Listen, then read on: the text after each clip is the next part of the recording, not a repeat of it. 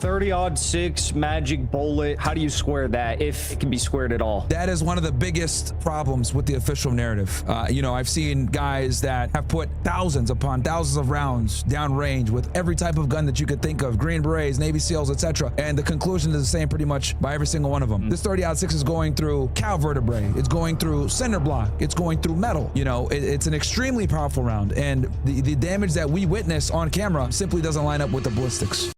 Let's talk about the Candace story first, because I want to get your thoughts on this. So, as everyone knows, Candace Owens and Erika Kirk, they had this like secret meeting. I don't know why it had to be private, but they did it that way. And I don't know, she's kind of getting grilled in her comments. I think that'll probably change, but what did you make of this? Well, I'll give my kind of like official take on this whole situation, and we can kind of go and build from there. So both stories, both the official narrative and some of the alternative narratives, I have questions on. I think both narratives have done a fantastic job of creating more questions than answers, right? The official narrative, obviously, the big gaping hole in that one is a 30-60 situation. Also, there's some questions around Tyler Robinson, how he escaped, what he was doing. We don't have the full footage of him taking a shot, even though we have the camera of him running across the top of the roof. Just a lot of things that aren't, a lot of anomalies there. But then at the same time, some of the alternative theories have holes in them as well, right? So my thing is, I'm just very interested in going to the trial. I think at this point, I got to go to the trial. I want to see the trial. I used to be an agent myself. I used to investigate this type of thing. So there's going to be a lot of things that are going to come out at trial that otherwise would have never came out to the press. So I think the trial is going to be, really big on seeing what evidence they have, who was actually involved, the raw evidence, the witnesses, everything has to come out at trial. So that's really the most transparent we're going to get, is if we go to trial, which I hope they go to trial. Who knows if Tyler Robinson doesn't end up, Oswalded somewhere, or if he takes a plea deal. But I think really the trial, hopefully we'll be able to see everything, and it'll be a jury. So, well, I understand that. My only thing is like, well, look at all the trials that they've purposefully scuffed up over decades and decades, especially these, high scale political assassinations. You mentioned Lee Harvey Oswald. Obviously that one ended before it began. Yep. MLK, I mean, the guy was in prison till the day he died, James Earl Ray. Yep. And that was, he was overturned, I guess, technically in a civil lawsuit. He was proven innocent. Mm-hmm. The King family produced like 70 witnesses. It was nuts. 70 witnesses, 4,000 documents. I mean, and it was overwhelming, the evidence looking back at it. So what is do you have any fear surrounding that like, okay, it goes to trial, but they've been through this before? Of course. I mean, there's always going to be, problems. There's always going to be things that aren't going to hold up to scrutiny. I would say, because at this point, we don't have answers. I think a lot of us have more questions than answers. There's so many anomalies in both theories. So that's why I've been very reluctant to be like, okay, I think this happened and this happened. What I will say is both sides have a problem, and I'm waiting until all the evidence comes out so I can formulate, a coherent thought process of what I think happened. But man, I don't like, the thing that pisses me off, right, is someone that used to be on the job. The U.S. government needs to understand that transparency is low, thanks to the Biden administration many decades before that. The trust in the FBI is low, and the trust in law enforcement and the government in general is low. This case obviously has enormous public interest. Put it all out, man. Put it all out. You guys already said that he's the lone shooter. There's no conspiracy. This isn't a high side case. Put it all out. Because if anything, what will happen is you'll regain the public's trust. Because the reason why, people like Candace Owens and Ian Carroll, yourself, people that might, doubt the official narrative, you guys are blown up because people don't trust the government anymore. So Kash Patel has been priding himself on being transparent. Okay, it's not that much to beat Christopher Wray out. So you guys need to go ahead and declassify this case too. Now, here's the other problem too. The FBI is not running this case. It's actually the State Bureau of Investigation, which is Utah's equivalent of the FBI, for those that are wondering, and the foreign watchers. So every state has like their own investigative body alongside their state police. They're the ones running this case. It's a state case. So that's another problem too that we have, where they're not being transparent either. How do you look at things like the Patsy, saying that Candace Owens has a source on record, I guess, a nurse at the hospital, saying that Patsy said that he was paid to say what he said, what he did, what he said. You have, the 30-odd 6, I still don't understand. People bring up MLK, but it's like even MLK, even jawbone, very, very tough part of your skull, but it still had an exit wound. And the fragments supposedly went in through his shoulder or whatever after the 3-inch exit wound. How do you square those things? How do you square Kash Patel trying to stop Tulsi Gabbard and Joe Kent from looking into foreign interference in this case? I mean, like you said, there's a bunch of gaping holes, but there's also a lot of suspicious play here that I don't think could be squared in any way. Yeah. So I can speak to that a little bit. So for me to explain this, I'll kind of have to go through and explain 9/11 a little bit. So as you guys know, right? So the FBI is a law enforcement agency. The CIA is an intelligence agency. And law enforcement and intelligence are two different worlds. So the CIA operates internationally. You know this stuff already, Jackson, but I'm explaining maybe for the people that might not understand, right? Because a lot of people tend to conflate the FBI and the CIA, and they're two completely different agencies. So the FBI investigates. Their chief things are, foreign intelligence, terrorism, that type of thing, right? And especially when it has to do with a domestic nexus. The CIA is international. So when Joe Kent and Tulsi Gabbard, who, I think he's a higher up guy over at he's like Tulsi's second, right? At the DNI or is it CIA?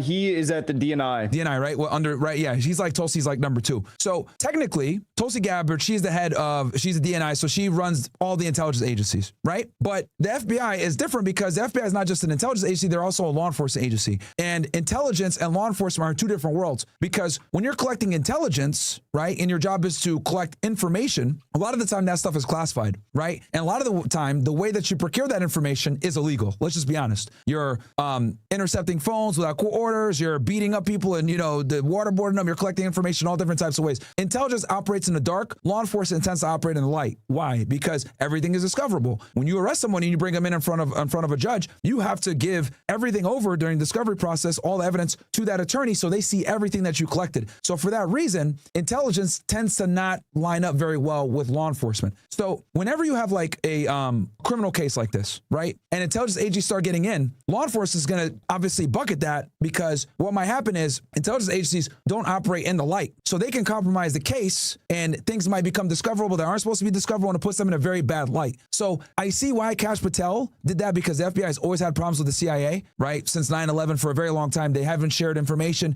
There's been a lot of problems with the IC and the FBI because the FBI is one of the few agencies in the IC that is also a law enforcement agency, which is a completely different mission than an intelligence gathering agency. So that's why I suspect that they had the problems that they had. Does that make it right? No. But, coming from a law enforcement background, I just know that the FBI and the CIA and intelligence agencies, for that matter, have always butted head with law enforcement agencies because we have two different routes on how we do things. CIA intel agencies are collecting information in all types of ways. They don't give a shit. Meanwhile, law enforcement agencies have to collect them in a way where it's legal because it's going to have legal scrutiny when you present that evidence in a court.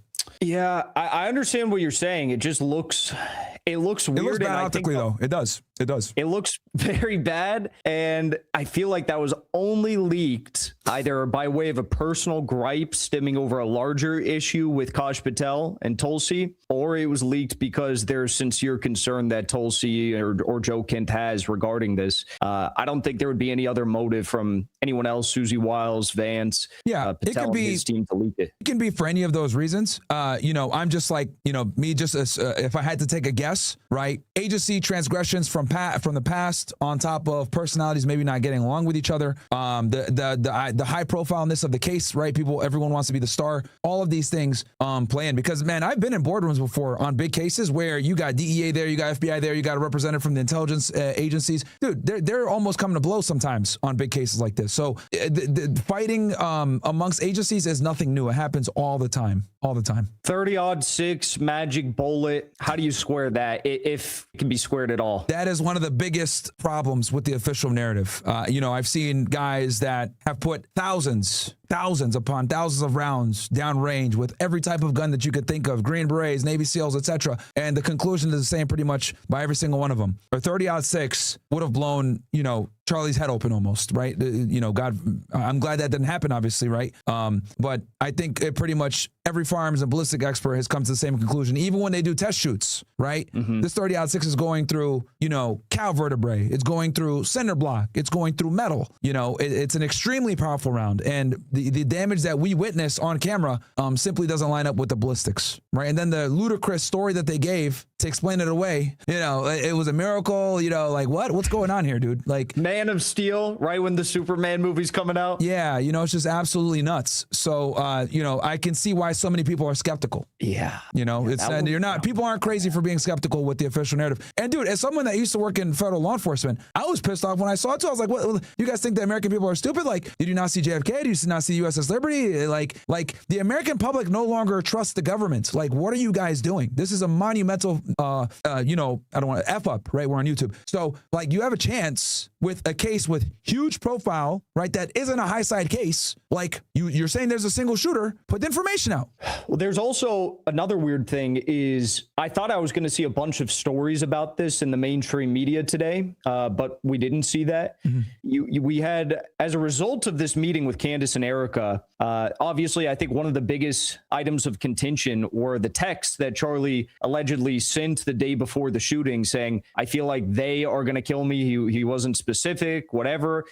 That seems extremely weird to me. And it seems weird that if those texts were real, the FBI wouldn't say, or the state commission, whatever, they wouldn't say, hey, maybe there's something we can gather with further context from these messages. And Erika Kirk said, no, the texts don't exist. Well, Candace came out and said Erika did confirm they existed once we met in person because they were signal messages and they weren't in the regular, you know, iMessage category. So what is going, like, how can they square not looking into the phone? Erika still has the phone, presumably, and they've never had the phone. The feds have never had it. Why would they not look into the phone? Absolutely crazy. Absolutely crazy that she's still in possession of the phone. I mean, the only rational explanation I can say is so law enforcement has a device. It's called the Cellbrite. It's actually Israeli technology, right? And the Cellbrite, what it does is for your audience, I know you know what it is, but what it does is I actually don't.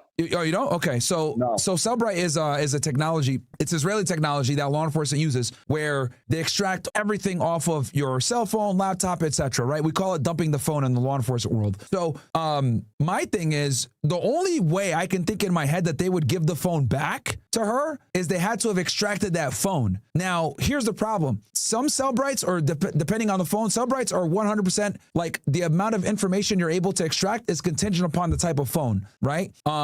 So if it's a newer iPhone, you might not be able to get everything out. Certain apps, you might not be able to get it out. Or if you do get the information out, it's all encrypted. So a lot of the times, it's always best to have the physical phone. Always best to have the physical phone, especially with programs like Telegram, Signal, etc. With the rise of these encrypted messaging services, it's always best to have the hard device. So the fact that she has the phone, that's a bit alarming. Like, they should have the phone. Or at best, they had to have had the phone for a few days, a week or two to really go through it, because the victim's phone is going to be a fantastic piece of evidence to be able to figure out, you know, did he have any enemies? Who was he communicating with? Who was he, making phone calls to, text messages before and after, or like right before the shots fired? Like, all of these things are extremely important. Now, I can see maybe why on Erika's side, because since he's deceased, she probably had to be the one to give consent. And I wouldn't be surprised if she told law enforcement, like, you guys can do unlimited consent. I have to be here and like let you guys go through it or whatever, unless they went and got a search warrant. But,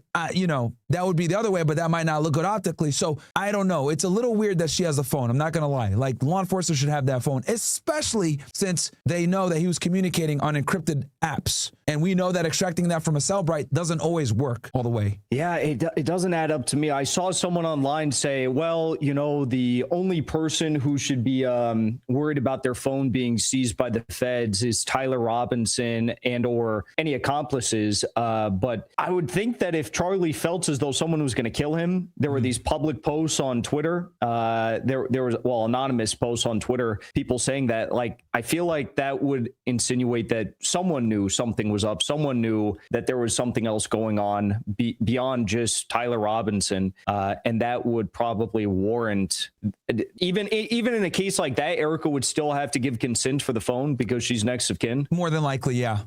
Because what they're going to say, anytime they assess like privacy, right, on on that. They always ask like, is there a REP, which stands for reasonable expectation of privacy? So obviously with your cell phone, that's at this point with the amount of information that are on cell phones are like right under your house, right? When it comes to the Fourth Amendment and getting your probable cause. So she probably would have to be the one to consent, since she's, legally his wife. And I would not be surprised if she was like, I don't know what's in there. I don't want all that stuff coming out. There could be some embarrassing stuff that comes out. I'm going to be here as you guys go through his phone, right? Maybe a limited consent search. But yeah, I mean, it is kind of weird that she has a phone.